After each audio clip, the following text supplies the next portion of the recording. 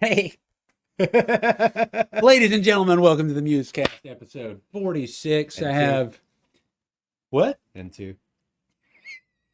That's a Tool reference. 46 and 2. Episode 46 and 2. And I'm Actually, here. I might title it that way. We should. Let's just title it that way. Nobody's keeping track. We're both Tool fans. It'll weed out all these new millennial people that think it's cool to hate on Tool these days. Whatever. I better not curse in the first minute, so we still show up on the algorithm here. But people can stuff it if they. People can hate on Tool all they want. Just because they're so good, a lot of people like them. Yeah. Get out of here. I saw a meme the other day. It was like a guy looking very uncomfortable and disgusted, and it says, listening to Tool when you're 10 and a half minutes into the worst song you've ever heard. What? I was like, Jesus. what? I was Doesn't even make sense. actually listening to Fear Inoculum on the way up here. It's like 10 minutes, Yeah. 20 seconds. I was listening the title track. I was listening to that Yeah, song. yeah. Okay, the actual. Yeah, it made me, every time I listen to Tool now, I think about that meme. But they have the longest song. I think Tempest is the longest song they've done.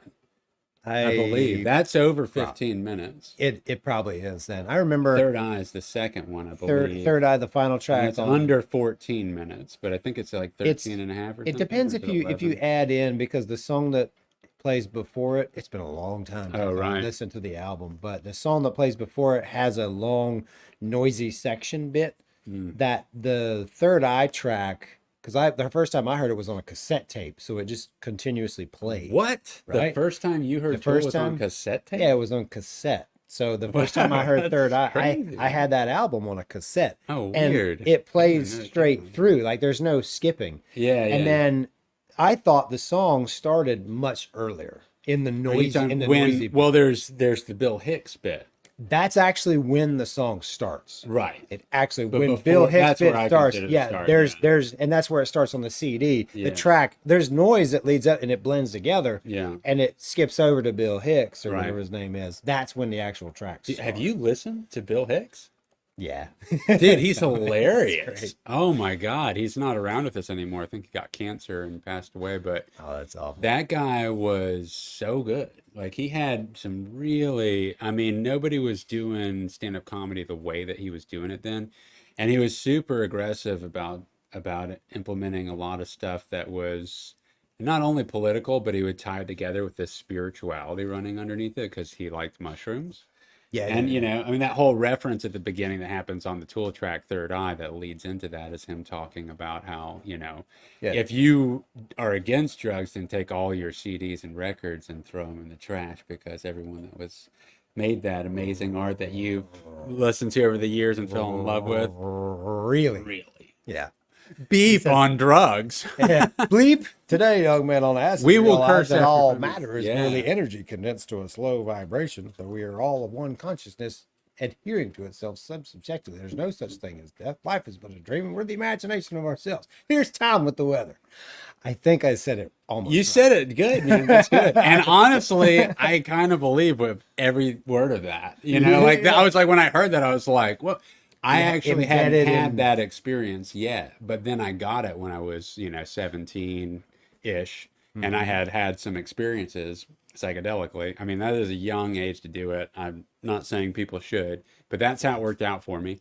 And when I heard that, I was like, oh my gosh. And then I remember also reading the Tool lyrics much later, like around that time, Yeah. and then learning what the hell was so inspiring to me for the last 4 years as a teenager. And I never acknowledged what the lyrics were talking about. But after I had my psychedelic experiences, then I read the lyrics for the first time ever. Like it dawned on me to actually read how poorly I was singing the words. I was singing words that were not part of the song. You just hear a melody and you think that it's saying something. And then I'm like, this is so much of the spiritual and religious overtones and the cynicism. And it's like so much I was like, no, what? This is crazy. My favorite band of all time. And I didn't even pay attention to what the lyrics are saying. They were already my favorite band. Yeah. Then I realized like, oh, this is like the essence of the fuel of my fire that I've been using to grow and choose the adventure that I've been choosing in my life and art, Yeah. everything. Just so then you like found that door, like that was a doorway you didn't know was there. And then when it opened, you were like, oh, it's even better. It was even better. I was like, oh my God, he's talking about all this stuff. That I was like, and yeah, I don't know how much of it imprinted on me subconsciously. What Maynard was talking before you about. really knew what he was saying. Yeah, I mean, I kind of got ideas. I mean, it's easy to understand, something like Anima or Enema, where it's just, talking about LA Yeah. falling off. Yeah, that one's You not get the direct idea there. his vocal style on that one's not really obscure either. Like he's not. There's other songs like Push It and Third Eye where there's a lot of obscurity in the way he's pronouncing and the way he's singing it. Definitely. I got really lucky when I was introduced to Tool. I was young. I was 14, and Metallica was my thing. Like Me that. too. I was. Yeah, we that was the talked about age. that. Yeah. We were both in the Load and Reload albums. Yeah, and it was right in that time. That was right around the same time I discovered Tool. Enema came out in 96. Load came out in 97. Okay. And so I turned 14 the summer of 98. And that summer of 98 was when I lived in Ohio and I met a friend. And my friend is the guy who turned me on to Tool. But he was into Tool because of the cerebral content. So he was like this very intelligent, kind of critical thinking kind of person. And the lyrics are what he attached to. He liked the music, okay. He liked heavy, but he also liked music that wasn't heavy. Yeah. He liked specifically dark, deep lyrical content. And it was like he showed that to me in that, and like that was the way he presented Tool, because I had heard it and I liked it. Like I think I had only heard Stinkfist, the single. And Sober, I had heard the hits up to that point, and being young, like heard it, sounds cool, it's kind of weird, because it wasn't like Metallica was like this rock, and then Sober was kind of traditional, kind of not, and then when Stinkfist came out, it was just a different thing. It was like a different rock. It was weird, and the first time I heard it, I remember thinking like, that's a weird sounding song. It's unique, but then when I was introduced the way I was with lyrically and how analytical he was when he's explaining to me. And of course, we were young and we were experimenting. How with old things. was he? He was 17. And you were 14. So there's this 3 year, you're very influential. I mean, it's very easy to be influenced at that age by a slightly older person, because 3 years at that age is a lot. It is, yeah. It's a lot. And so he was my best friend, and he was intelligent. He was into the same music as me. And then that opened the door, and I was like, whoa. Yeah. And then I went down that whole rabbit hole with Tool. Yeah. And then when A Perfect Circle came out, let's stick on Tool for a second, because I still want to dive into Tool for a second, because my experience was it's funny because we were both into the Metallica albums around that time, and a lot of people, that was kind of a part of the transition point for people to drop away from Metallica in some regard. Some of the heavy guys that loved a lot of people were shunning it at that point. Yeah, like the Black Album was already like a step in a direction that they weren't certain about, and then Load and Reload kind of sealed the deal for some people to just say flat out that the original Metallica, that this isn't. No, we got a there's a critter. There's a critter. He'll be fine. Oh, he's coming my way. You want to get him out? Yeah, I guess. Dick will pick up a cockroach. I smash a cockroach because I don't like him crawling on my food. You bastard. I would have killed him in a heartbeat like a ninja. So anyway, so I hear them. It's funny because a friend had brought them over. I got the 25 disc CD changer in my room. So we have it all loaded up. He put in some albums, I put in some albums. And it ended up being that I had on Metallica Reloaded. It's like, is this Metallica? And he wasn't a fan of Metallica. And I was like, yeah. And he's like, this is really good. And I was like, isn't this good, man? This album's killer. It was Reload. That was the album that I was falling in love with. And the San Francisco Symphony album actually was one of my favorites too, which I'm sure wasn't. Yeah, I loved S&M big time. That's when I was on tour. No Leaf Clover was the single that came out specifically. Yeah, because it only had two regionals. It only had two originals. Only two originals. And really good ones. But I loved the whole Yuli's Gold leading into Call to Cthulhu, which was the inspiration for Dr. Cthulhu, Yeah. Cthulhu and Dr. Cthulhu. Anyway, I'm getting off track here. Back to the Tool thing. The first thing I heard was Opiate, which was way heavier than anything I normally liked. Raw, Very raw. aggressive. Yeah. Because the Metallica stuff that I liked on their heavier, older albums. It was like all the pretty stuff is what I liked. Yep. I wasn't that into the straight driving, just metal, like I liked the breakdowns that happened in Master Puppets. I liked one. I liked Unforgiven. intros. I liked, Yeah. I was just, and I loved them. I mean, it was what made me want to learn how to play guitar, even though I'd gotten a guitar, but I didn't stick with it, but they were the reason that I kept coming back to try to learn how to play guitar and kept giving up. But Opiate, I asked my friend, I was like, what is this? I mean, I just asked, I had no idea. It just came up on the 25 disc CD changer. What is happening? This is before streaming and this was not being played on the radio. And it came on, I was like, Tool? Tool's that's the name of the band because it's just such a short word, just Tool. Yeah. And then he said, I'll leave you the album for, a while. And I sat on it for a couple of days. And then I went out and bought Anima. And then I was like, oh my God. Like within a couple of weeks, I couldn't stop listening to it. And they had already become my favorite band. And they have been my favorite band ever since. I know it's like hearing my soul talk. It's crazy. That feeling when you're young, when your favorite band, you can't stop listening to it. Like you can't. It gets in you. And it's rarer these days. Like it's harder to get that. It's harder to find it. Plus, there's so many reasons to that, though, right? It's our age, but it's also the platform and the turnover of music and the substance and just the new stuff. But like that, those albums were back in the day. It's hard to find sometimes. Like you'd hear about something and it was hard to find, hard to like locate it. There's a story. I'll tell a quick story about another band that is in that same kind of realm where. It was with Kurt, and I was saving this for when Kurt Rogers is going to come on the podcast, but I don't know when he's going to do it. So I'm going to go ahead and talk about this, and we can rehash this the next time he comes. But there was a group that I got into called Mad at Gravity with him. Mad at Gravity was this great band from LA, like early 2000s, early 2002 or 3. They had their album is phenomenal. They had like 2 singles that came out off the album, like heavier alternative with super clean vocals. And the vocals were very, very intelligent lyrically. They were like, they weren't stock, radio, pump your fist stuff. This was like really thought out stuff. And anyway, nobody knew who this band was. They weren't played on the radio. I found them through some like illegal streaming thing or download thing back in the day, like Kazaa. It wasn't Napster, but it was one of those things where you basically just download viruses. You're trying to get songs. Did you ever end up with the virus? I'm sure. Yeah. But this band ended up having a single on the movie soundtrack for a movie called Reign of Fire. Oh yeah, with Matthew McConaughey and fucking Christian Bale. Yep. Yeah. So at the end of that movie, The movie was kind of cool. You like that? Slayer. I wanted to like. I Gritty, was so weird. excited about it. I honestly haven't seen. I need to revisit that and see if it holds up. Not that good. Yeah. At the end of the movie, though, there's a song that plays called "Burn," and that's Mad at Gravity.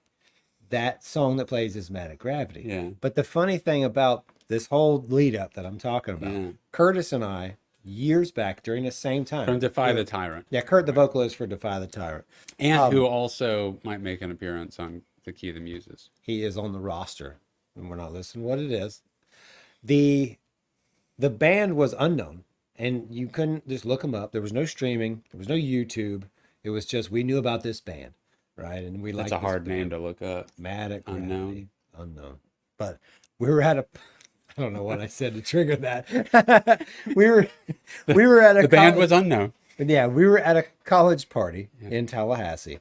And a house party, and we're looking through the CDs on the shelf, and we see a Mad at Gravity CD. Oh shit! And we lose our mind. We're like, "Oh, somebody knows who this is." We're like, "Whoa!" Like, because we had never had the album, never seen it, but here it is, the CD from this weird band from California that we knew about that nobody else knew. And the girl, I say, Oh yeah, that's my ex-boyfriend's band. What? Whoa, We that's were like, what's crazy. going on? Oh wow. So it was like back then, and what I'm kind of really getting to is back then, that was those little moments that were special Yeah. about finding music Yeah. and finding connections with music like that. Like that was how it spread word of mouth, and there was a mystique to some of these really great bands Yeah. that weren't the top 20 that Yeah. you could Yeah. get easy access to. And the times are so Mm, different now where there's so much, it's maybe oversaturated, but it's mm, because everybody has, it's better now for that purpose than it ever has been because mm. anybody can record some music and put it out and get it The out there. pros, yeah. I Yeah. mean, there are pros and cons. These are the pro aspects of it. I Yeah. mean, it's so fantastic. But you're right. Like, I mean, the mystery, the mystique, that was one of the remarkable things about Tool. I mean, you're talking about a band that's been around for over 30 years now. And it wasn't until really the last like 5 to 8 years that they started talking. I mean, it Yeah, was yeah, yeah. hard to find like many interviews. And You so, didn't and do you didn't interviews. even officially know like what, I mean, it's just pretty remarkable to be as become as big as they did Mm-hmm. Mm-hmm. and have kept in the dark that long. They And weren't in their videos, no, like, yeah, you didn't even yeah, know what yeah, they you looked couldn't, like yeah, per you se. couldn't see them in I the mean, it's really videos. genius. I mean, think Yeah. about it. They were in one of the most successful rock bands in the on entire planet, and I'm sure Maynard could go into stores, especially wearing wigs like he did anyway. Yeah. But he could go. I mean, it probably wasn't until the last 10 years that he couldn't, walk. He could just walk into a store, buy something, walk out, and nobody know who it was. Yeah. I mean, there was still Because a high probability that would happen. Not the case anymore. wasn't until like when it was 2000 2001 when Perfect Circle came out with Billy Howardell that Hmm. they had a video with Maynard with the wig, Yeah, yeah. but he was in the Didn't know it was video. a wig. Yeah, yeah. I didn't know it was a wig Didn't know either. it was a I wig. was like, and then the story with the wig was Howardell, the guitar player for A Perfect Circle, Yeah. was Who was the at stage tech Adam for Jones's Tool? guitar tech. Yeah. Yeah. So he was the touring guitar tech for Adam Jones, Yeah. and he had the album worth of material that he was working on. And he has talked to Maynard, like, "Hey, can you help me out? I've got this music that I'm trying to put a band together. I'm looking for a female vocalist Uh, to sing this stuff." uh. And when Maynard heard it, he was like, "I'll sing." Hence the wig. That's what inspired That's the where it wig? comes from. No Yeah, way. yeah. Okay, wow. That's why he does the wig with Perfect Circle because Wow. it was originally his Billy's original vision was for a female to sing the songs, Yeah, yeah. and Maynard ended up doing it, and it's amazing. I was so amazing. I mean, I remember hearing that there was a band that had the singer from Tool in it. I was like, what? There's like the singer from Tool. Like it was still referred to that way because Maynard James Keenan wasn't like the household name yet. Yeah, yeah, It yeah. was like the singer from Tool is in another band. And I was like, oh my God, because at this time they had not put out anything for like 5 years. You no, know? yeah, you're right because in '96 was when Enema came out, Yeah. and then it was like this was 2000 2001. I didn't know if Tool was ever going to put out Yeah, another because that album. was a long time. It was a long time, and they were going through all those record label disputes, and so I Mhm. was like, oh, there might be some more of something like my favorite band of all time. Yeah. And I could actually go see it live because at the time that I discovered Tool, and I was old enough, they weren't playing shows. I couldn't even Mhm. find them on a show. So I was like, I'll never get to see this band. They stopped making music and they're my favorite band. So that's a Yeah. bummer. But then I went to go see them open up before the album dropped. We downloaded some pirated songs. I Mhm. got to hear Rose, Judith, and Hollow. Mhm. And we were like, holy shit, this is good, Those are man. three This good is ones. this is good. And so we went and we saw them play that whole album, which is it's less than it's like right at 40 minutes worth of material, the whole first album, Yeah. Mayor des Gnomes, which is why, that's about exactly the mark for our album. Which is why I say, even though we only recorded 5 songs, we did record a full album Yeah. because Worth of they're long time. Yeah. songs. We have 40 minutes worth of music, and if Mayor des Gnomes, one of my favorite albums of all time, is considered an album, That's there an you go. album. That's an So album. that's an album, bro.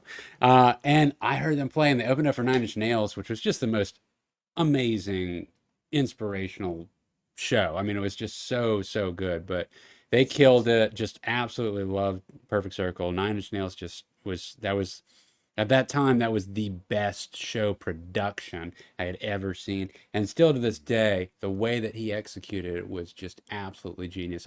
It's gone beyond that now, but Trent Reznor was so ahead of his time for creating a stage show with screens and the way that the screens rotated up and then rotated to become like they looked like slits in the dome. So it was like the sky poking through it. And he'd gone all this amazing cinematography filmed that was just went right along with this music, like, and it was So just cool. so, and it wasn't just random. I mean, it had people in it, but it wasn't cheesy. It was like, this is like professionally shot shit. It wasn't just stock It was stuff. not He just really, stock stuff. really put the art in It was like, man, this is amazing. And then the screens would rotate down three slits, and then it formed his three lines, his symbol. They ended up shaping his symbol that he had on. There was this three lines, you know, the Nine Inch Nails emblem. Yeah, yeah, yeah. And I was like, holy shit, the screens are his symbol. Like, and they rotate. This is genius. And it was just so, and he was just so into it. It turned like He this. was like taking the yeah. mic and smacking the top of his head with it, and like just he went on every instrument, and he was Yeah. just like just dripping sweat, like pouring his heart out on the stage. I was like, damn, this guy's a fucking performer. It was amazing. Wish I would have been more mature. The year that I went to Miami with a bunch of friends, and we did a bunch of dumb stuff when we were down there, and like we partied and stuff, and like we drank a lot the night before a big outdoor festival show, and Nine Inch Nails was the headliner, and Oh my God, I didn't stay. I was so, I mean, So much better live. I saw some amazing bands. Like Yeah. I saw Coheed. That was the one and only time Okay. I've ever seen Coheed. Half of And I love half of what they do.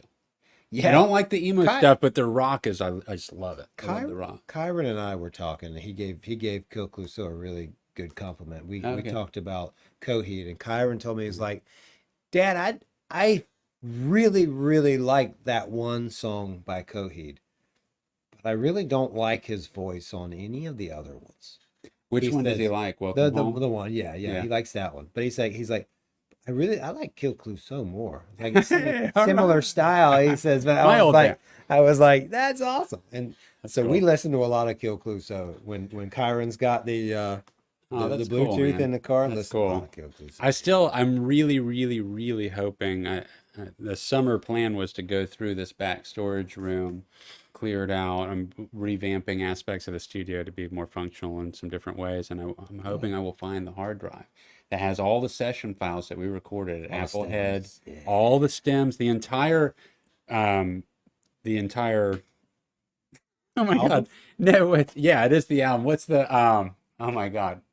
Tracks? Pro Tools, Jesus Christ. Oh, the session. Yeah, Yeah, the Pro all the Tools session files in Pro Tools and all the stems. So, and I am hoping to hand that to a very specific person to have a go at remixing it. Yeah. Because there's aspects to it that we wish had been done differently. And, I won't go into the details of that now, but I would love to remix it, remaster it, re-release it, because barely anybody on the planet's heard that album. And we poured our heart and soul into for 2 years writing the music that's on that album. Yeah. Again, 40 minutes worth of material. It's great. It's 40 minutes. Great stuff. The number. That's that magic, 10 songs, that magic though. number. Yeah, it was 10 songs, 40 minutes. Hell yeah. So it's we'll see what happens with that. But I wanted to mention something, by the way, Cue the Muses is our band. We have our show. We rarely talk about it on this podcast, this is the inspiration We for have it. 2 episodes out for free to watch That's on YouTube. right. You can find a link somewhere. And hopefully, that is the best thing to check out of everything that we got going on. And that's what we poured our heart and soul into making.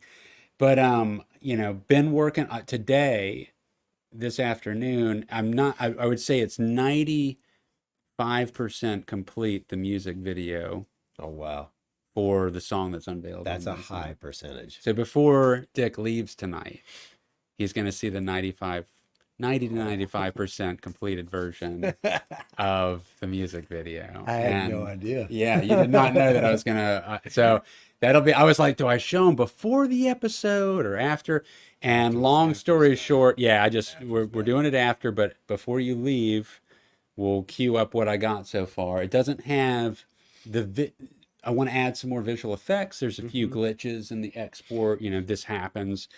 It was a monster color grade. I mean, I spent the last 2 months working on it piecemeal, like I've nightly, a couple seen little, hours here, a couple hours I've there. seen little pieces that you sent Yeah, me. yeah. I'm It's excited about it. Well, it's really cool to see it. It's going to be great to see it when you show me the whole thing. But the little Yeah, clips I see, like conceptually, you and I yeah, had conversations about this song, and you've yeah. always had a particular vision for the motif, and you Hmm. you have detailedly explained it to me, even Hmm. years ago, Yeah, literally yeah, literally years 4 years ago, ago.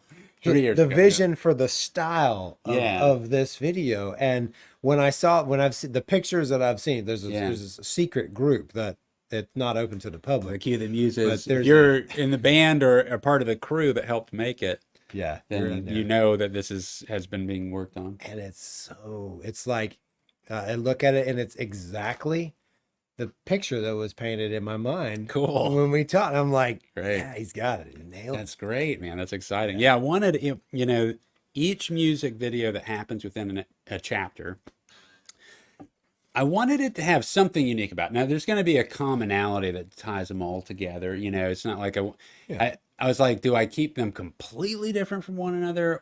And I in the editing, I'm like, no, I'm not going to do that because there's aspects that I've done in other ones that I like so much, and it's like it would work perfect here, and it would just make it better. So if it makes it better, then I want to have it in there. But there's definitely a stylistic thread to each video that does differentiate it from the others. Hmm. Originally, I can say this because I didn't end up doing Two it, of them but are out. Yeah. two of them are out. Hmm. I was going to say that originally my first vision for this video is I thought that it was going to be potentially, a black and white video. Hmm. And I did not do that because I figured out a whole other color grade, and there I didn't do it for that, and it made it so much harder because a black and white edit, it's easier. If you're color grading a black and white, now it's not the reason to do it. It's a great look. Black and white is awesome. Yeah. It's totally the Lot right of, move lot for of, certain things. lot of really cool black and white. Totally. I mean, I think my favorite video I did for Eric Durant's for Tobacco Road is the black and white one for I Want to Hear Some Steel. I think that's probably my favorite one. But it is easier because once you pull colors out, then you're really just focusing on the contrast and the feel of like how filmic or faded, but it's like there's just less options when you have color in trying, especially filming at different times of day and filming on different cameras, Hmm. you're trying to get this all to match cohesively. However, the hardest thing is amazingly, the hardest thing to edit are the scripted acted scenes that happen in particular outdoors.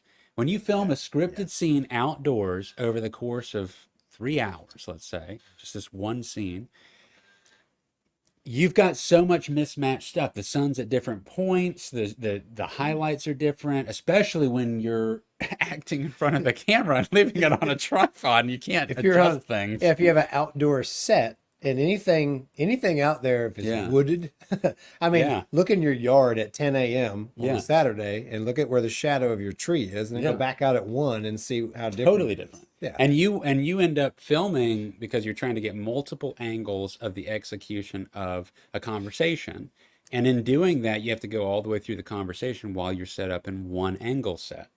And then once you complete that, then you set up the camera and whatever flagging that you might be doing for lighting or softening, and you redo your sound because you're trying to have consistent sound. The mic, now you've changed it all around. You got to make sure that the mic is roughly the same distance away, so that way when you cut these things together, it tries to sound cohesive. But the lighting changing, and until you've done color grading, it's not just you can get it to match closely, but it's always going to be a bit different. Somehow, at the end of the day, once you put in the effort, you get it all to match as good as you can. Somehow, amazingly, your brain doesn't pick up on how different all the shots are in general. Now, Yeah. that is not the case if you don't take the time to color grade and Yeah. you think about it while you're filming. But Like when you're in the edit, I'm sure like when you're in the mode of doing it, things are popping out so extreme. So right? extreme. Yeah. And then when you go away and you come back and listen or sorry, when you watch it as a whole piece, Yeah. then you're like, okay, well this blends over. Yeah, I'm not it's not jumping out. That's It's right. not punching me in the face. Like That's right. it's not 3 hours later in my mind anymore. Now And it's can do and sometimes usually you'll do that, you export, and then you see the couple of shots that are that way. yeah. Right. And then you go back in, you rework it, you massage it some more, you export it. Sometimes you're stuck with it, you know. But when you have black and white, it's just so much easier because what happens is that the different exposure values, the way that the camera sensor works, even when you get things to match closely with exposure, it's like it's different to bring it down in post than it is to tell the camera to have it at a different exposure. And it's not just the lighting, all that exposure setting completely shapes and shifts the color spectrum. No, for sure. So it's like Yeah. you try to bring it down in post, and then all your oranges or yellows or whatever the color, it's different. It's like you cannot technically achieve the exact same color across the sensor. It's like you're trying to cheat it with a tint.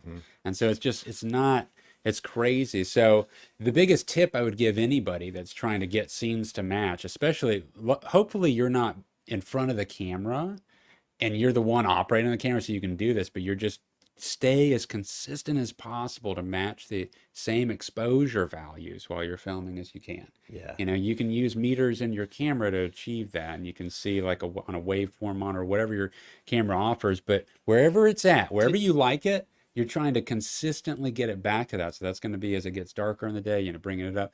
But it's not just for the purpose of trying to get the same light, so you can have the same colors, because the colors can almost give it away more than the lighting, you know? And your cameras, because I'm no expert, so I'm like I can be kind of a bridge to people who might be listening and don't understand. Yeah, sure. Like all the stuff. But when I've helped you film before, there's usually a value on there, a visual cue, right? Yes. It's almost like a meter, and but it's reading a visual input. That's right. And you want to keep that in the sweet spot. So You do. And it really, for me, like that's okay because I don't know what I'm looking for. Right. In the viewfinder, like. Okay, maybe it's a little brighter, a little darker. That's just because I don't know what exposure, you know, I'm not educated. Oh, totally. But I'm not experienced with it. Well, even but the still, little like, cue in there, the little cue really helps. It's kind of like mic pre-gain, right? Yeah. It's like when Tim came down and recorded, I used the same mic you've got set up over here, the Lawton Atlantis. Which I haven't gotten to use yet. It's killing me. And we're gonna have some conversation about that. Yeah.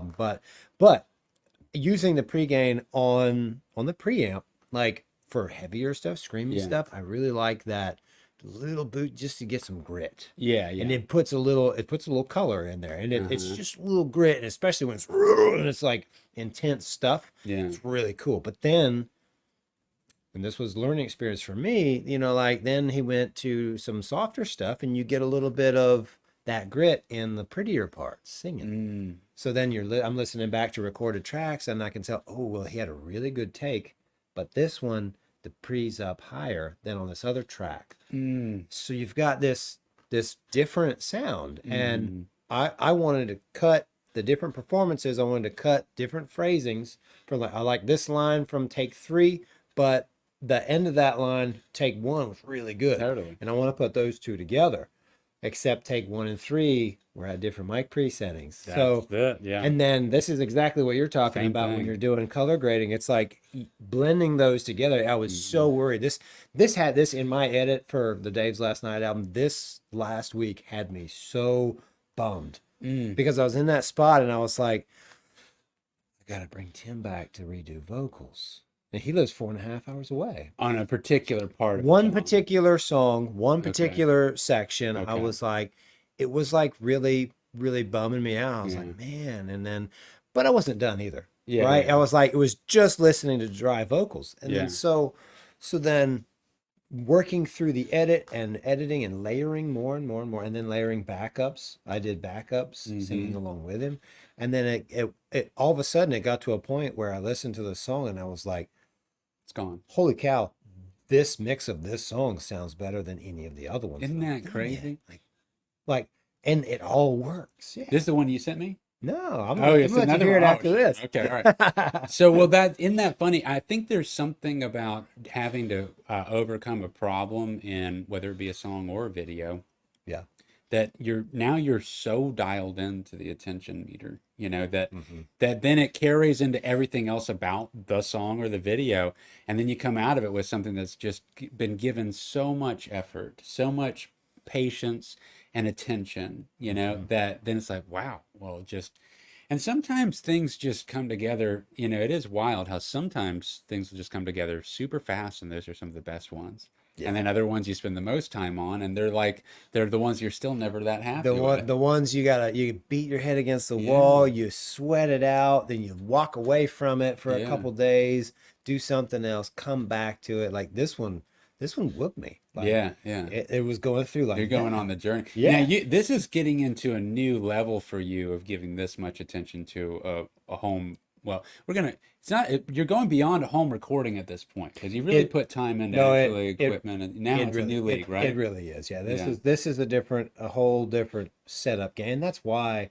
taking it so seriously like this with the edit, and it's almost like sometimes, and I'm sure you feel this too, it's like I know how long I'm going to be in that when I Mm-hmm. start, Mm-hmm. and that creates a barrier. That's that resistance that Mm-hmm. that our friend that wrote the War of Art book Mm-hmm. Mm-hmm. talks about. It's like, Stephen Pressfield, The War yeah, of Art, great book, yeah. all about the muse. Yeah, yeah. Cue the muses. Great book. That like He was no. inspired by us, actually, I believe. Yeah. He saw it. He saw the show and he wrote the book. It was The pretty muse cool. told him about something we were going to do in the future, and so he stole our idea. One of the nine muses, actually. Oh yeah, Got the a nine nine. muses. Got a nine tattooed on my wrist. It's all ties together. Hmm.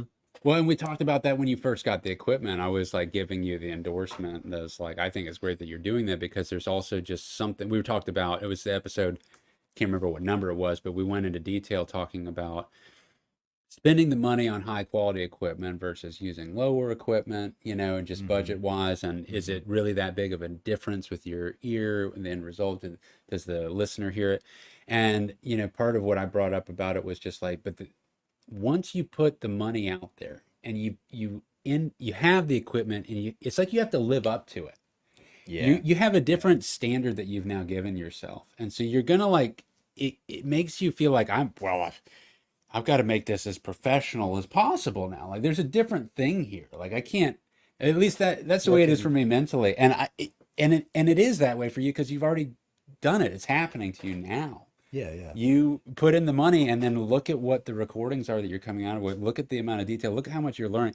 You're going to come out of having made this album and you've leveled up. It's a Oh yeah. significant Yeah. leveling up. It's not just the equipment. It's like it brought you into the arena of like I'm going to become like a professional at this, and you're going to have a lot more to learn. Yeah. Like I'm going to begin operating at a professional level, and Hmm. I'm going to take it as serious as such. Yeah. Now, I like writing and creating things very quickly. Like Hmm. when I write, I like doing that. And Yeah. I've come up with an idea that I think might be fun, and that's writing some of this foley music. Um, Foley. Foley music. Yeah. Yeah.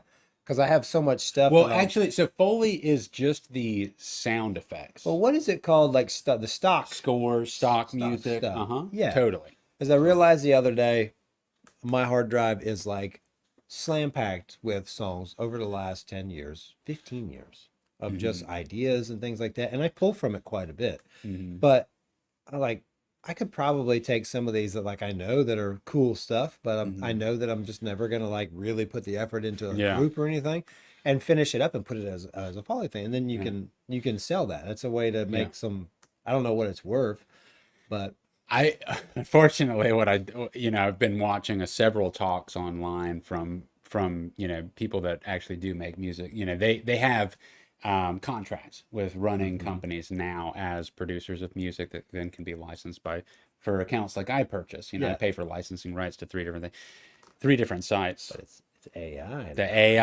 right? AI, they're all predicting that we're not gonna have jobs in the next year because of how this is already operating. Now, Yeah. I don't know. There's so many questions about it. It's not something to build a career on. but it is something where you could get additional money, and there might still be, obviously AI is not going to make what you make. That's a big difference. And Mm-hmm. so there's the new one that Rick Beato tested out on one of his videos in the last couple months, and you type in a general prompt, it produces the music for you right there on the fly. Yeah. Okay. Yeah. So I was just doing a project, and I was like, you know what?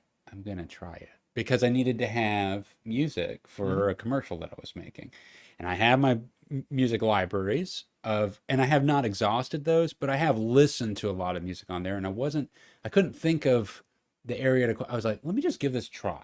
So I try it I gave it three different prompts, tried three different times. Mm-hmm. I didn't like any of it. None of it was up to snuff. I go over to my music library and I found way better music. So Sure. it's not there yet. And it's like, you realize if you're an editor that's working in a music library that has thousands of songs Mm-hmm. and you're going through them for 2 or 3 days trying to find the song that you want, Yeah. I couldn't imagine doing that process just wildly giving prompts for it to then take the time to generate a Yeah. concept. Do you know the rabbit hole that I went down just with the image creation? Like, Right, it's like right. you when you think you need something, then next thing you know, you've been prompting this thing for an hour. Yeah. You know, And you still just don't have try. what you Yeah, want. and it with me with my ADD or whatever, Yeah. it's like then okay, well this was funny. I'm gonna do more like this, and then Yeah. get on silly stuff, and then okay, wait a minute, I'm on a mission. I need to make it do one specific one, but then there's something it adds that's cool, and then again you go on and on, But the and problem being that you can't directly you can't reiterate the thing with the one yeah, change that you want. yeah, That yeah. eventually should change. I can't see how they won't overcome that. However, it's most definitely the problem Hmm. right now. And so it'd be the same thing with the music. Yeah. It's like, I love the song. Can you pull out the whistling? Hmm. It wouldn't be able to do that. It's just Nope, going to it's a make a whole other whole song. new song, and Whole then we're new song. starting over from scratch again. So, So you know, today I was in a class all day for a continued education class for my general mm, contractor's license. mm, And I was in a class with a bunch of contractors, okay, not musicians. A couple of things came up in the class that I thought were very interesting and spills back over to what we do with our artistic creative endeavors, which is a profession in itself. That one of the things that the instructor brought up was Chat GPT.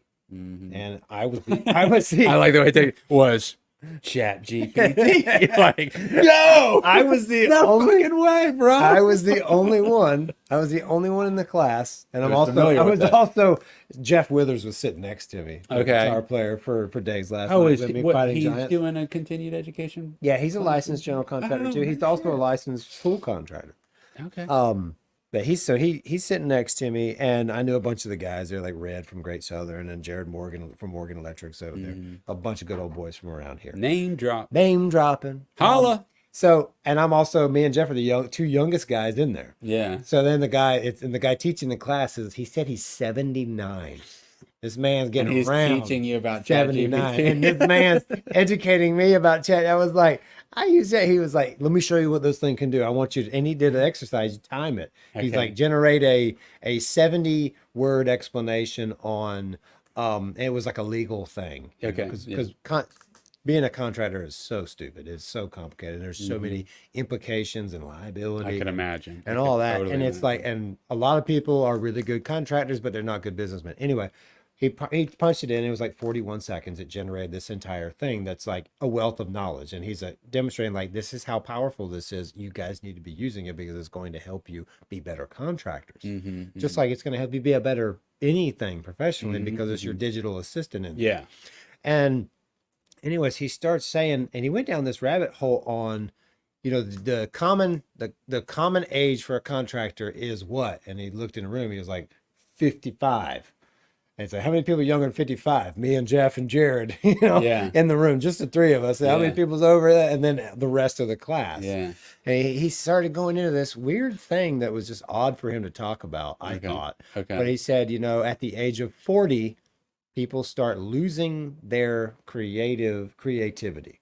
They Okay. start losing the capacity for creativity. And he says a lot of people lose their capacity for creativity during school because the education process kind of works that out of them. So Yeah. I'm thinking in my head, joke's on them. I didn't finish school. Yeah. That's why Me I'm so too. creative. But I just thought it was a weird way to go down. He said, but construction professionals tend to have a lot of creativity, and said, and musicians. Mm. And so he's talking about the people who retain their and he's bringing creativity up in the sense of being creative and having the ability to find new ways to do things, improving ways to do things, and forwarding the process of construction in areas where it's not stuck in the Stone Age. You know what I mean? Because a lot of construction practices are slow to change because what works great. And if it ain't broke, don't fix it. Right. And with a lot of older guys running the show, it's like, they're set in their way, and it is what it is. But he's like encouraging this creativity. And it was funny when he was describing all these things, I was like, well, you're just describing who I am. Yeah. Construction, no school, musician. And was like, it all lines up. Yeah, this creative mindset. And I was just like, so I like kind of like related to that statement. Yeah. But I thought it was an odd thing to bring up in a room full of 60-year-old general contractors. Yeah. And a couple of dropouts, which was me and Jeff. Yeah, totally. No, that is interesting. And there is something, I mean, obviously we can look at, even with music, I mean, it seems like most of the new innovative music is coming from people, we talked about this before too, coming from people that are younger. I mean, that age of the 20 through 30, I think, is probably the highest volume of original, like, wow, that's a different approach, new approach, Yeah. And but it doesn't mean that it doesn't happen for older people. But the thing is that I think what happens is, again, just like a contractor sticking to the way of doing things and not reinventing, a lot of bands, their album, they're just kind of regurgitating the same Well, concept. you see that in a lot of discographies Absolutely. when a band comes out, they're usually really they're reaching, and they've got a lot of like very original bands come out, and their early works are like really the pinnacle of what they do in most cases. Yeah, in most cases. and then a lot of them kind of plateau. Yeah. Like if you look at the spectrum, like it's huge waves, big ups, big downs, lots of variation, and then that just kind of levels out eventually, and then it's just kind of like, and I don't want to name drop any band. Yeah, we don't need to. I mean, it's just it's the standard. It does. It's usually it starts to get watered down. It starts to, the whole album as a whole just kind of sounds like it's monotone almost. They're not taking as many. And when they do try something exaggerated, it's like, for the one song we did this crazy thing. We rapped on it. And a lot. We tried rap on one of them. It's like, and that was the worst song on the album because you guys did it for the sake of doing something different, but that's not what you were passionate about. What I'm hearing is a lack of passion. Passion drives innovation, in my opinion. Yeah. If you're still truly passionate about it, that means you're going down the rabbit hole. And this would all tie together with the theme of our show too, and Stephen Pressfield's work is the muse. I think that there's something about being open to the idea that you're creating something that goes beyond you. Like you're just it doesn't matter that I made it. The only thing I want out of it is that I just think it's fun to get to make it. Yeah. So it's like I'm looking for whether you want to call it the universe or God or a muse or whatever, there's a collaboration of something that I feel wants to manifest, and being the portal to not just for it to come up with this complete own thing, but to collaborate with through. And that really was the inspiration for the concept of Cue the Music, because I've felt this way for a long, long time. Again, tying back to some of the psychedelic adventures that I had, in my lifetime, and kind of connecting with this concept of the unity and everything Bill Hicks was talking about. Yeah. I feel like there's something that wants to manifest in that collaboration where your ego can get out of it and you're just riding the wave. And that is the beautiful thing that happens with combinations of people and that chemistry. The best music, I guess there can be some friction between some people and bands and stuff, but the ones, I think there's a lot of cohesiveness in being able to just go with somebody else's idea, and then like it shapes, and then it's like, oh yeah, we're writing this together, and then you start writing on top of that. It's like, don't be territorial about what it was, see where it wants to go. Yeah, Roger Waters and Paul Gilmore. Sting and what was his drummer's name? The Police. Oh shit! I just listened to that interview with him too. That's a great interview. I Oh, can't what believe I was don't it? remember It's his not name. Oh Paul man. something. Oh my gosh, you guys are gonna. Well, I don't know if our crowd's that hip on it. Drummer For the for Police. the Police. Great interview with him on Beato's channel. Stuart Copeland. Copeland. Stuart That's right. Copeland. Yeah. Such a Yeah. really Well, cool dude. and Yeah, Flea and Anthony Kiedis, I mean, I really feel like there's something there and too. the Chili Peppers have had that changing dynamic with different guitar players. You know, like with Navarro was there for a little bit and they had a certain thing, and then Frusciante came back and it was a certain thing. It was funny the other night at the house, my stepdaughter was like, I've got this song stuck in my head. I don't know what it is. I don't know what the words are, but she goes, dun Mr. Know It All. Words and I'll kiss you 'cause with birds I share. It's scar tissue. Yeah. Yeah, but we were like, oh yeah, it's scar tissue. Then Yeah. Amber and I sang the whole thing. Now it's still stuck in my head again. Man, so the Chili Peppers are one of my favorite bands of all time. Top 5 since I was a kid. Chili Peppers, Tool, Perfect Circle's actually in there. Mars Volta's in there too. They've stood the test amount of time for me. I'm a little disappointed with Anthony Kiedis right now. Do you know about this? I saw an interview with him. He was on Rogan. That's maybe been a Well, while I liked. ago. I personally enjoyed that interview. I didn't watch the whole thing. I saw, Oh, seen okay. clips of it. I mean, But I don't know what's going on. What's going on? Well, I think he's fascinating to listen to, and he's a real artist, and he's interesting and introspective and all that, and but he's dating a 19-year-old right now. Shut up. Yeah. Come on. No. There's some picture. I think, maybe I should look for myself, my friend. Gotta be 55. Oh, I think he's close to 60, Yeah. and she's 19. Oh, that's weird. And that really hurts because it's like, I mean, not that that's not legal, but it's like, come on, dude. Like, my son is 17 and a half or over that. Yeah. And it's just too young, man. I mean, I know 19's older than 17, but it's just too young, man. It's too young. Like, I was like, dude, that's kind of creepy, man. 60, maybe 58, but I think he's like 60. And it's like, that's a father-daughter thing. I mean, that's 40 years is a long time. I'm 42. She's almost as old. The age difference is my age. That's crazy. That's a long ass time. That's like you. If I right dated now. a baby right now, Yeah. if I literally, I'm gonna grow. I have a I'm gonna date that 2-year-old baby. right now. It's like That's it not gets cool. too weird, right? I hope it's not true. I think it is though, and so I'm a little disappointed with that. But but what I'll do is I will apply the same philosophy that I've applied to Michael Jackson. Michael Jackson. My philosophy with Michael Jackson is the further back you go, the more guilt-free the music is. Because he wasn't necessarily doing that the whole time, right? He probably did it in the last couple out. Those were the generation. So if I listen to his older shit, like Thriller, come on, I don't think he was doing that during Thriller. So I can listen to Thriller. Yeah. Like guilt-free. You can't like ABC? There's some bands I love ABC. ABC. I love So the Jackson good. stuff. So good. There's some bands that you can't listen to guilt free, like Yeah. Lost Prophets. Yeah. What I happened feel with bad Lost for Prophets? that. I feel bad for that band. What happened with him? The vocalist is a real awful human being. What did he do?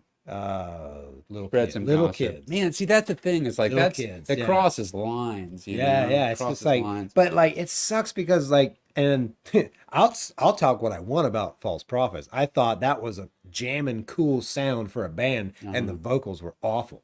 I didn't like the style. Right, yeah. And I'll say that, and I'm not just saying it now, Yeah. but I was like, that's what I thought of it. Then I was like, man, they would be great with a different singer. And now it's like, get rid of the pedophile. And get rid of this fucking creep.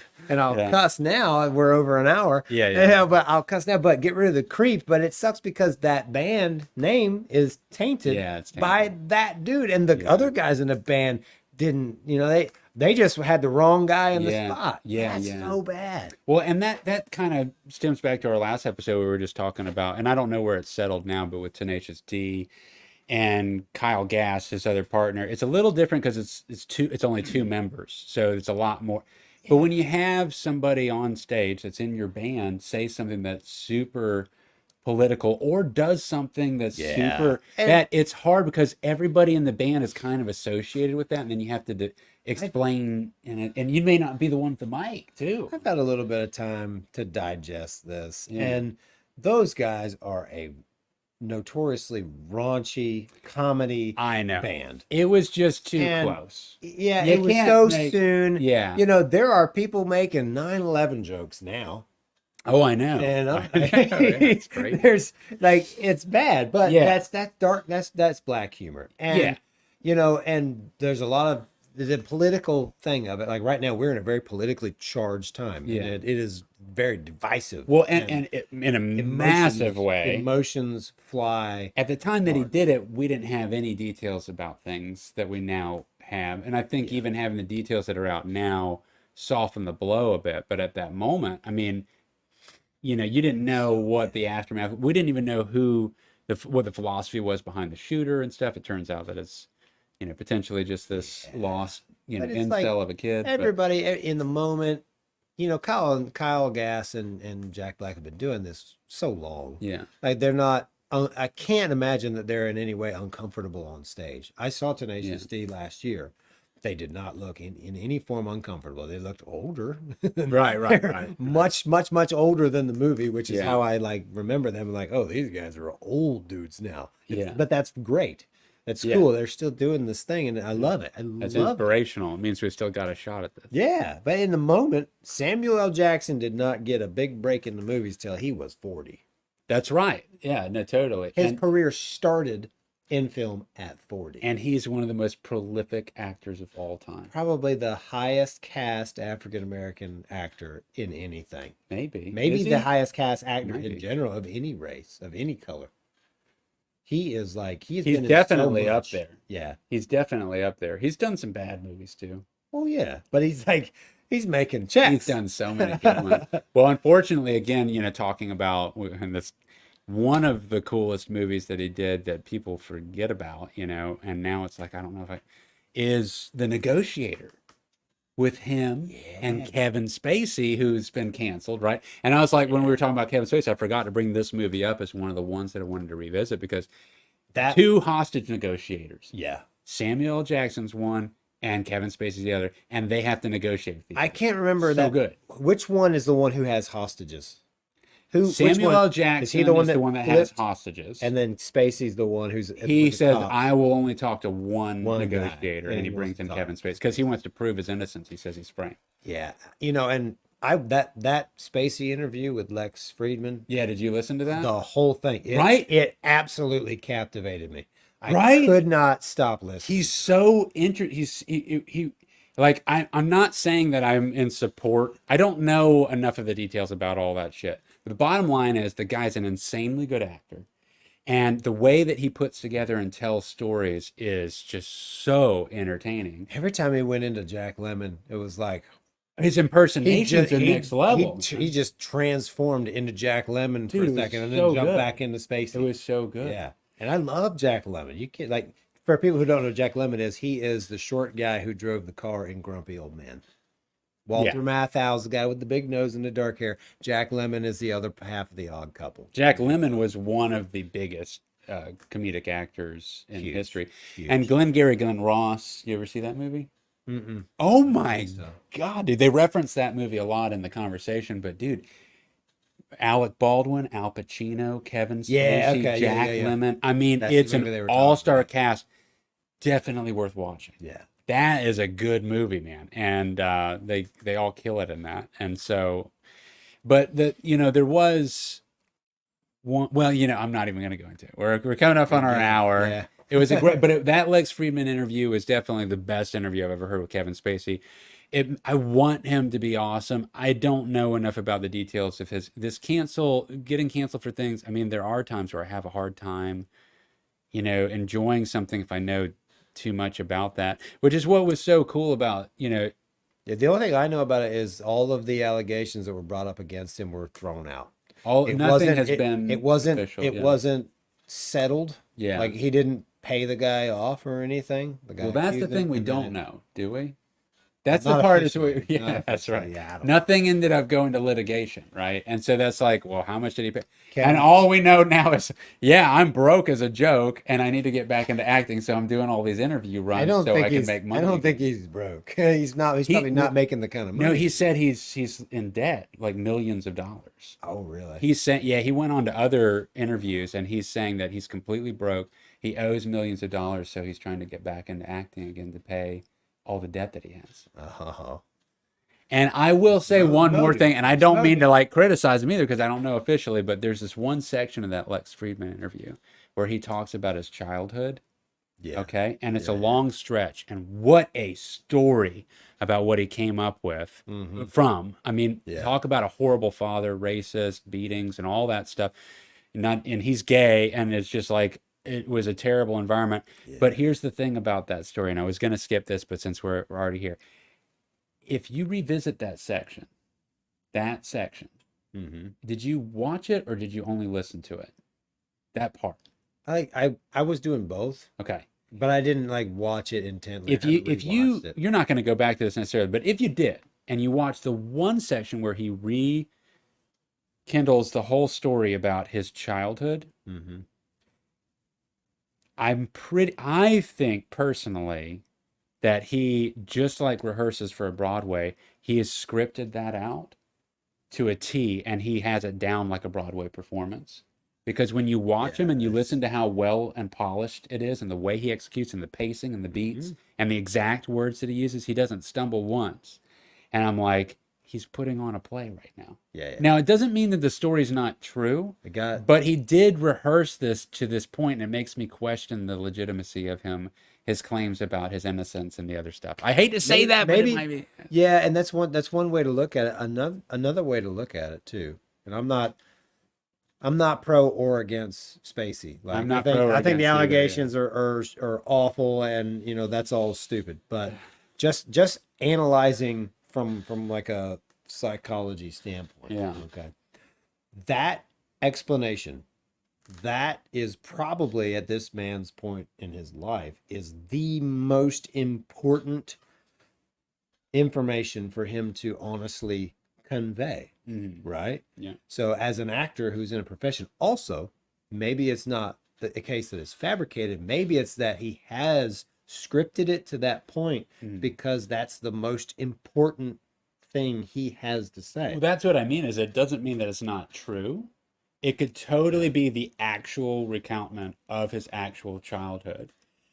But it's the just so thing is perfect. that it's the idea that if it is fully scripted, which I kind of think it is, because if you watch it in particular, you see the way it makes me, it's like this guy is scary good at this. And it makes me question how much he's rehearsed his explanation of everything. I feel like he's all of it, ready right? all of it. All of it, right? He can put on an hour and a half play. That's This guy, exactly you know. that's exactly how I felt watching Shia LaBeouf's interview on The Real Ones. Because he's a similar case, right? He's different, good, but I thing. feel like Kevin Spacey's like Sammy L. Jackson acting. I feel like there's levels. Yeah. And Now, these guys are like guitar shredders. Shia you know? LaBeouf, have you watched that? Shia Oh, I LaBeouf? watched the whole thing. No, it was good. It was entertaining. But I don't feel like the amount of sympathy and I think that what it is that there's a level of intelligence to Kevin Spacey that when you hear him talking, that it's like it makes him so interesting and prolific to listen to. Here's a very shallow breakdown. Okay. But it's what immediately pops into my head. Okay. Kevin Spacey, sociopathic. What's the other guy's name? Shia LaBeouf, psychopathic. Maybe so. Yeah. Well, maybe so. Maybe so. Like just in how like Kevin Spacey's like manipulatively smooth. Yeah. Right. Yeah. And Shia LaBeouf, I think he goes back and forth. And now I'm analyzing this from like I'm playing devil's advocate. Okay. Yeah. I'm not. This isn't how I really see it, but I'm like trying to look at it from another view. If I'm thinking the worst of either one of them, so I think Kevin Spacey is, like you said, very intelligent. But like I'm also thinking of his character in Seven too, right? Very intelligent, very manipulative, very articulate, and very purposefully guiding another human being or another group of human beings' emotions with his vocabulary and Yeah. with his performance of genuineness. Yeah. His He's good. how much you perceive his genuineness and like believability. There's a level of intelligence I think the person has to have to be able to do those roles that way. Yeah. I think there's a reality to that. Yeah, and actors, no doubt, actors like their personal lives have to be full of like that stuff. They're constantly assessing their experiences around them to understand how to use those emotions in their performance. I mean, Yeah. that's the thing I like about video work, like making videos. I'm constantly analyzing like conversations and what people receive and don't receive, reject, Yeah. approve, what like, and how things operate, or the way the light's coming through that door, earlier today, or like every life Yeah. is the whole thing that I'm Beau- constantly processing. Beautiful moments when you Yeah. when you witness a beautiful moment with your profession, you think that's how can I recreate that? Yeah, totally. And a tragedy What is it taking? is a story. Yes. That's the thing. It's like the hardships and all the drama. I mean, every part of that story. So you figure out, how do you tell that story? What makes this a compelling story? And we're just talking about like, that's a constant analyzation on just life, living life. Yeah. And it's just it's so entertaining. It makes it so entertaining. So it can be a helpful spin for stressful situations. It's to know like, what can I pull from it? Guitar player or musicians talk about, when I'm depressed, that's when I write a song. That's not my favorite place to find my inspiration, but I'm just saying it does. I did write a quite, I'll tell you, actually, cult. Oh, it was called Cult Classic when we were working on it. It ended up being Afraid. The song Afraid that Cody and Dave sing on and cue the Muses. I mean, I wrote that around the time that my father was slowly in and out of hospitals, slowly passing away ultimately. And I actually had started writing lyrics to that song, and it got too personal. I decided to not sing on it. I put it in Cue the Muses, and I ended up figuring out how to instrumentally finish it. However, a lot of that song was written at a time of grief and depression and turmoil and life introspection and all that stuff. So it is an amazing resource for material, but it does not have to be the only resource for material. You can get the same thing from a joyful, That's where pleasurable experience. that's where a lot of artistic people find trouble when they overtap one I agree. area. I agree. A lot of tragic stories with musicians, with artists, where they're tapping into that. I do the same thing when I haven't been in a dark place in a long time. And dark place, well, we're not going to talk about dark place, but haven't been in a dark place in a long time. Inside joke. And but I pull from that area when I'm in there, and it doesn't make me feel better to do that. Agreed. It is a process that turns it into something positive, and that's as good as it gets for me. Like when I'm heavily depressed, playing music does not make me not heavily depressed. Yeah. Now, not playing music for long periods of time and only all work and no play does make me depressed. So there's like a weird kind of give and take there. But when I am depressed about something, playing music doesn't make it better. I know that there's a process, and it does pull from something, and I respect that and I appreciate that, but I don't want to live in that. No, yeah, absolutely. You don't want that to be the pool that you constantly have to swim in to explore your creativity. I feel like, well, we could go on for hours and hours about that, but I think, bottom line is, guys, you can pull creativity from everything. Obviously, that if you're a creative and you've made it this far in And the more often you exercise that muscle, the stronger it will get. That's right. Yeah, you can train yourself to get out of that. I mean, for me personally, I can summarize in two things that I immediately go to help me depression or stressful times: exercise, yes, and meditation. Honestly, meditation, just being able to just quiet down for even 10 minutes. It doesn't have to be some 2-hour expedition. And there's breathing techniques in the meditation. There's a lot that happens with your chemistry that you can bring things back to baseline. So those two things are what I fall on more than music. to get me out of the funk. It's one thing to explore the funk with music, but yeah, Exercise is so huge. you're change the so chemistry, man. huge. Change the chemistry and because a lot of it's buildup of adrenaline dumps, cortisol buildups. There's a lot of thing happening. Get rid of that first, then you can. It's just like being in a crazy intense argument with somebody, and then being able to just step away from that for a day or a few hours, sometimes even 1 hour, sometimes. And you come back to it, and you guys can actually come to some consensus. Yeah. Because you've cooled off a little bit. That's chemistry, man. You've let everything settle. You've got so much buildup of cortisol and like all the stressors built up in your chemistry that you got to let that just settle a little bit so you can think logically. How many times has your wife been so mad at you because she wants to strangle you? Yeah. And how often does it work out where you just keep going to get through it? Never. Never. Well, at least Never. not at my house. It Yeah, doesn't. no, we got to step away sometimes. We've got timeout. Yeah. Timeout. I'm gonna go into the studio and work for a Just couple need a hours. break. Got to or break it up a little She's gonna go to the beach and Yeah. go meditate. You got to take that break, and you need that between your creative processes too. More life lessons from Ash and Dick in the future on our next episodes. We'll be back next week, and I'm about to show Dick the 90 to 95% complete version of I almost said the name, but I'm not. Episode. Well, just the Chapter music video section. 3.